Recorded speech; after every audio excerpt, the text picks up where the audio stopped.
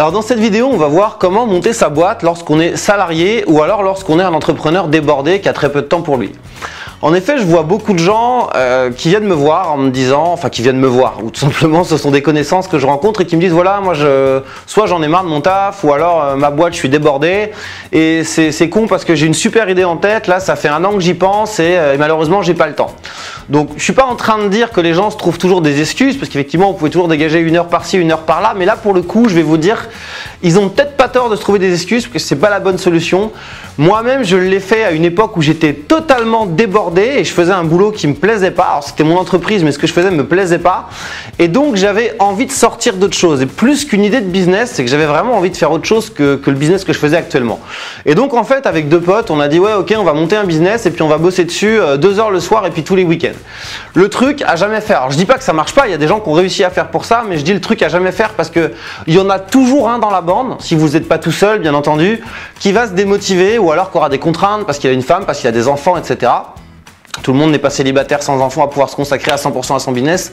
Et tout simplement, au bout d'un moment, ça va vous saouler, vous en aurez marre, vous serez plus productif. Donc, ne vous dites surtout pas si vous êtes... Alors là, ça va être surtout pour les salariés, parce que les entrepreneurs débordés, ils savent déjà ce que c'est. Mais ne vous dites pas qu'il va suffire de mettre 1 heure le soir pour monter votre boîte et que vous allez pouvoir accorder tous vos week-ends pour que ça marche.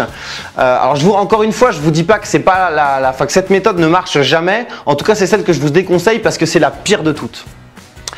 Deuxièmement, si vous voulez monter une boîte en tant que salarié ou en tant qu'entrepreneur qui est déjà débordé, ne faites pas l'erreur de partir sur la boîte où vous allez en voir le bout, le premier prototype dans 2 ans. Ça, c'est la pire connerie que vous puissiez faire parce que bien évidemment, entre-temps, vous allez vous démotiver.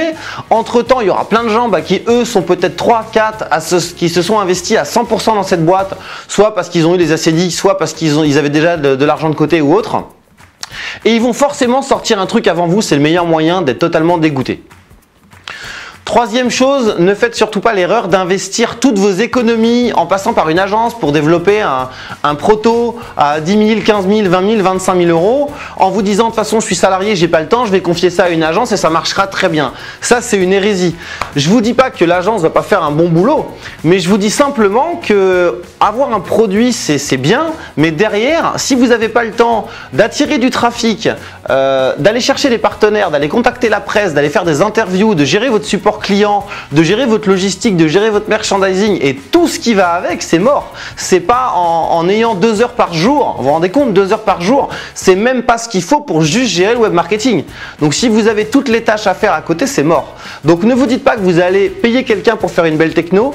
Et ensuite, parce que j'ai vu beaucoup de gens faire ça, si vous avez justement un peu d'argent à côté à investir dans votre business, investir dans votre business, ne faites pas la connerie de tout investir dans la techno. Parce que vous allez faire comment derrière pour faire connaître votre site?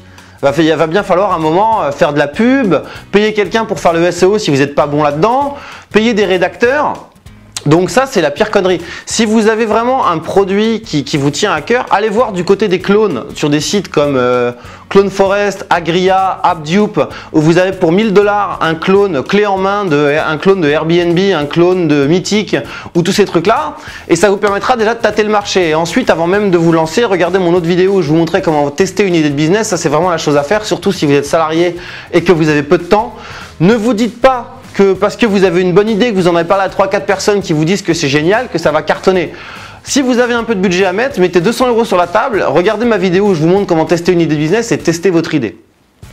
Ensuite, ne faites pas non plus l'erreur de croire que parce que vous entendez bien avec vos collègues de boulot, c'est forcément avec eux qu'il faut monter la boîte. Je dis pas que c'est pas la bonne chose, la majorité des gens qui ont monté des startups et compagnie se sont rencontrés au boulot. Mais ne vous précipitez pas. Quelqu'un qui va être bon dans un taf de salarié avec peu de responsabilités, avec pas trop de pression, ne va pas forcément être un bon patron de boîte, chef d'entreprise. Donc ça, faites vraiment très attention de qui vous vous entourez.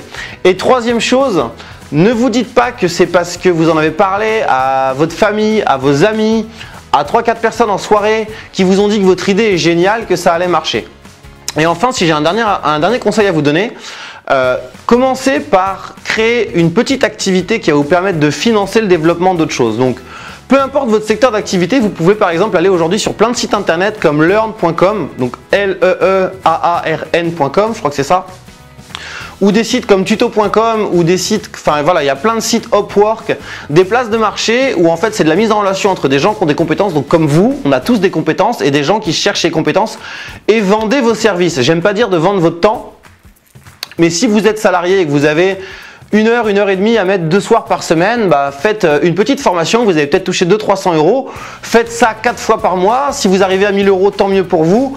Et dites-vous que juste cet argent-là, vous allez le réinvestir dans votre boîte. Mais ne faites pas l'erreur de miser toutes vos économies dans votre boîte.